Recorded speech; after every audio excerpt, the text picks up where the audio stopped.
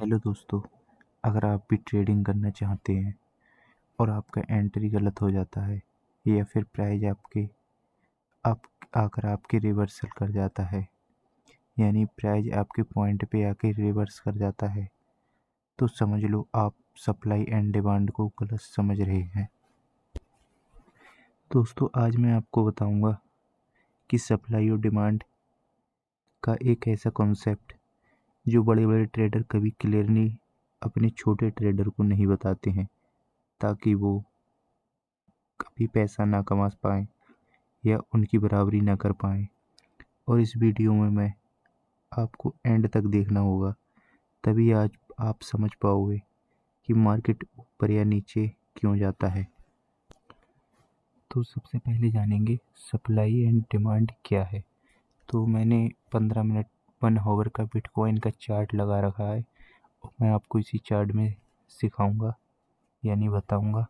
तो दोस्तों देखो दोस्तों, मार्केट सिर्फ दो चीज़ों पर काम करता है, यदि दो चीज़ों पर चलता है, सप्लाई या डिमांड। डिमांड बोले तो बायर्स, यहाँ से आग ऊपर के लिए जाती है मार्केट, यानी भूल जाती है। और सप्लाई उसे बोलते हैं जहाँ से सेल, यानी जहाँ से सेलर एक्टिव होते हैं। तो आप देख सकते हैं, जैसे यहाँ पर आप देखेंगे कि एक ये पॉइंट है, इस वाले पॉइंट से सेलर एक्टिव हुए हैं यहाँ से, और कितना अच्छा मूव आया था यहाँ तक। लगभग आप यहाँ से कैलकुलेट कर सकते हैं 9 to 170 से, मतलब 200 पॉइंट का लगभग मूव आया था, 200 पिप्स का, अगर आप क्रिप्टो में माने तो।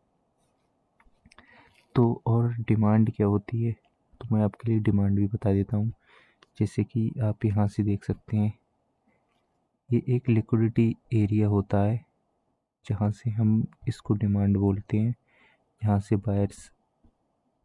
बायर्स एक्टिव होते हैं, तो यहाँ से लगभग कितना, कम से कम 300 से 400 पॉइंट का यहाँ से प्रॉफिट, यानी मार्केट अप के लिए गई है। तो जब मार्केट बायर से ज़्यादा होते हैं तो प्राइस ऊपर जाता है, और सेलर ज़्यादा होते हैं तो मार्केट नीचे आता है। ये तो आपको सबको पता होगा। तो सिंपल भाषा में मैं आपको बताऊं कि जहाँ से प्राइस स्ट्रॉन्ग होता है वहाँ से मार्केट ऊपर जाता है, जिसे हम बोलते हैं डिमांड जोन। और जहाँ से प्राइस कमज़ोर होता है, वहाँ से गिरता है, उसे बोलते हैं हम सप्लाई जोन। जैसे यहाँ से आप देख सकते हो, ये जो एरियाज़ मैं आपको बता रहा हूँ ये एक सप्लाई जोन है। तो सप्लाई जोन कैसे पहचाने, इसका भी मैं आपको आइडेंटिफाई करके बता रहा हूँ चार्ट पे, कि आप कैसे करके पहचान सकते हैं। सबसे पहले आपने क्या करना है, आप एक जोन को क्रिएट कर सकते हैं। जैसे अगर हाँ आप एसएमसी जानते होंगे तो आपको पता होगा कि ये चीज़ क्या है। ये जो एरिया होता है ये ऑर्डर फ्लो होता है, तो इसको हम बोलेंगे डिमांड जोन, है ना। इसको बोलेंगे डिमांड जोन, और फिर इसको बोलेंगे हम सप्लाई जोन। जहाँ पे मार्केट टैप हुआ, जहाँ से मार्केट टैप हुआ, देख सकते हैं कि जैसे इसको इस टाइप से चार्ट को क्रिएट किया गया है, यानी यहाँ से इस वाले जोन से प्राइस बायर्स एक्टिव हुए, जो बायर्स स्ट्रॉन्ग हुए, और बट उसी को इसने फेल कर दिया। उसके बाद में यहाँ पर आप चाहें यहाँ से मार्क कर सकते हो या चाहे यहाँ से मार्क कर सकते हो। फिर इसी वाले जोन पे टैप कर गया, यानी सप्लाई जोन पे, इसको बोलते हैं। तो ये क्या हुआ, अपना डिमांड जोन, और ये हुआ अपना सप्लाई जोन। तो इसको हम D2S भी बोल सकते हैं और डिमांड टू सप्लाई भी बोल सकते हैं। तो यहाँ से क्या हुआ, मार्केट ने कितना अच्छा मूव दिया यहाँ तक, इसको बोलते हैं हम सप्लाई टू डिमांड। ये हो गया।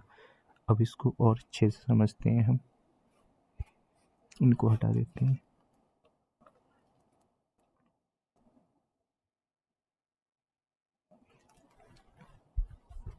इसको क्या बोलते हैं, जब मार्केट थोड़ा सा नीचे आता है, जैसे मार्केट यहाँ पे थोड़ा सा नीचे आया इस वाले जोन को, ये हम ऑर्डर फ्लो भी बोल सकते हैं, और आप इसको ऑर्डर ब्लॉक भी कंसीडर कर सकते हैं।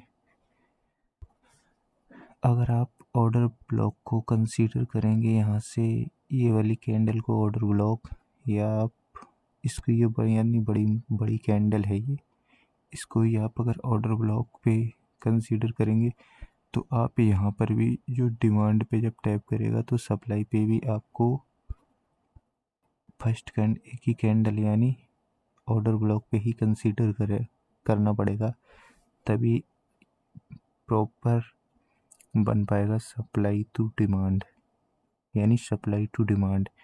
अगर यहाँ पे इसमें ऑर्डर ब्लॉक को रिस्पेक्ट किया है तो सप्लाई पे भी, यानी डिमांड पे जब ऑर्डर ब्लॉक को रिस्पेक्ट किया है तो सप्लाई पे भी ऑर्डर ब्लॉक पे ही रिस्पेक्ट करना चाहिए। ओके ना दोस्तों। तो और एक सबसे बड़ा सीक्रेट मैं आपको बताऊं कि बड़े ट्रेडर क्या करते हैं। जैसे आप देख सकते हैं ये एक जोन है, यहाँ से रिटेल ट्रेडर क्या करेंगे, इसको जैसे ही ब्रेकआउट किया तो यहाँ से बाय कंसीडर कर लेंगे, यहाँ से बाय कंसीडर कर लेंगे, ऐसे करके स्टॉप लॉस यहाँ डालें या यहाँ डालें, और अपने ऐसे करके यहाँ से बाय कंसीडर करेंगे।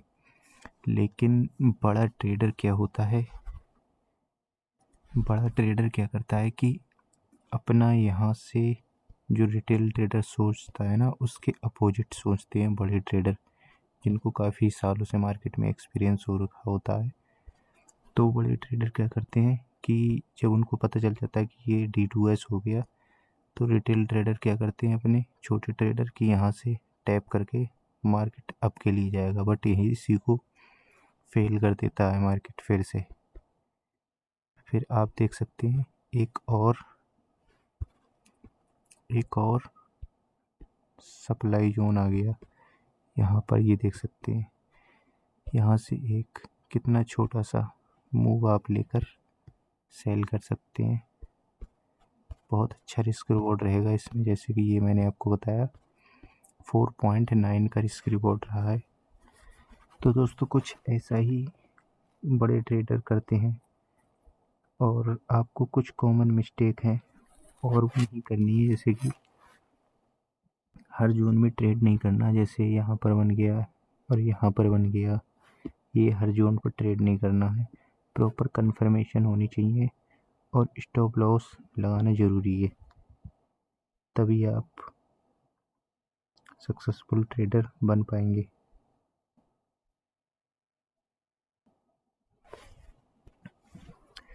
तो दोस्तों आज आपने सीखा कि सप्लाई क्या होता है, डिमांड क्या होता है, बड़े ट्रेडर का सीक्रेट क्या होता है, और सही एंट्री का तरीका क्या होता है। सही एंट्री का तरीका वही होता है कि जब तक आपका प्रॉपर सेटअप ना बन जाए तब तक आपको ज़्यादा एंट्रीज नहीं मारनी है। तो इस वीडियो को लाइक करें और चैनल को सब्सक्राइब करें और कमेंट में लिखें सप्लाई एंड डिमांड। तो मिलते हैं नेक्स्ट वीडियो में।